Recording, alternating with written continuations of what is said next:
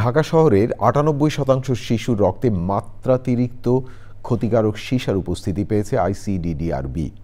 ঢাকা দক্ষিণ সিটির শিশুদের রক্তে এই সীসার হার বেশি। শিশুদের শরীরে সীসার উপস্থিতি এবং সীসা নির্গমনকারী শিল্প স্থাপনের বিরুদ্ধে জরুরি পদক্ষেপ বিষয়ে গবেষণা ফলাফল প্রকাশ অনুষ্ঠানে এসব তথ্য জানানো হয়। বাকিটা জানাচ্ছেন লায়লা নওশীন। সীসা একটি বিষাক্ত ভারী ধাতু, যা নীরবে সব বয়সী মানুষ, বিশেষ করে শিশু ও গর্ভবতী নারীদের স্বাস্থ্যের ক্ষতি করে চলেছে।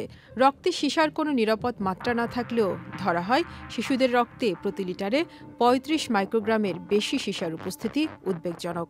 কিন্তু ঢাকায় ৯৮% ৪ বছরের কম বয়সী শিশুর শরীরে ৫০ মাইক্রোগ্রামের বেশি মাত্রার সীসার উপস্থিতি পেয়েছে আইসিডিডিআরবি, যাদের বড় অংশই ঢাকা দক্ষিণ সিটির বাসিন্দা। সীসা ও ব্যাটারি সম্পর্কিত বিভিন্ন শিল্প কারখানা, সীসাযুক্ত রং, প্রসাধনী ও রান্নার পাত্রে সীসার উপস্থিতি পেয়েছে সংস্থাটি।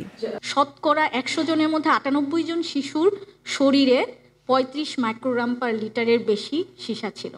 তার মানে আমাদের ঢাকা শহরের বাচ্চাদের অবস্থা খুবই ভয়ঙ্কর লেভেলে আছে। ঢাকার দক্ষিণে বাচ্চাদের শরীরে সীসার মাত্রা অনেক বেশি। মোর দেন 50-55 ছোট বড় মাঝারি বিভিন্ন ধরনের ইন্ডাস্ট্রি আছে, যেগুলো হচ্ছে যে লেড বা সীসা রিলিজ করতেছে পরিবেশে, এবং যারা ওই এরিয়াতে আশেপাশে সারাউন্ডিংস এরিয়াতে ইভেন ২-৩ কিলোমিটারের মধ্যে বসবাস করতেছে, তাদের এক্সপোজার হওয়ার চান্স বেশি। রক্তে মাত্রাতিরিক্ত সীসার উপস্থিতি শিশুদের বিকাশ বাধাগ্রস্ত করার পাশাপাশি হৃদরোগ সহ বিভিন্ন জটিলতা সৃষ্টি করছে বলে জানায় সংস্থাটি। যদি আমাদের শিশুদের আজকে যদি ব্রেনই ঠিক মতন ডেভেলপ না করে, যদি কাজ না করে, ওরা তো বড় হবে। বড় হলে ওরা জাতীয় যে প্রোডাক্টিভিটি, এখানে তারা কি রোল প্লে করবে। সীসার বিস্তৃতি প্রতিরোধে আবাসিক এলাকা থেকে শিল্প কারখানা সরিয়ে নেওয়া সহ সীসাযুক্ত পণ্য পরিহার ও রিসাইক্লিং এর ওপর গুরুত্ব দিয়েছে ICDDRB. Laila Nowshin, channel I, Dhaka. Bundle থাকলে প্রতি সেনমানিতে টাকা বাঁচবে। বিকাশ সেনমানি বান্ডেল কিনে জিতুন প্রতি লেনদেনে।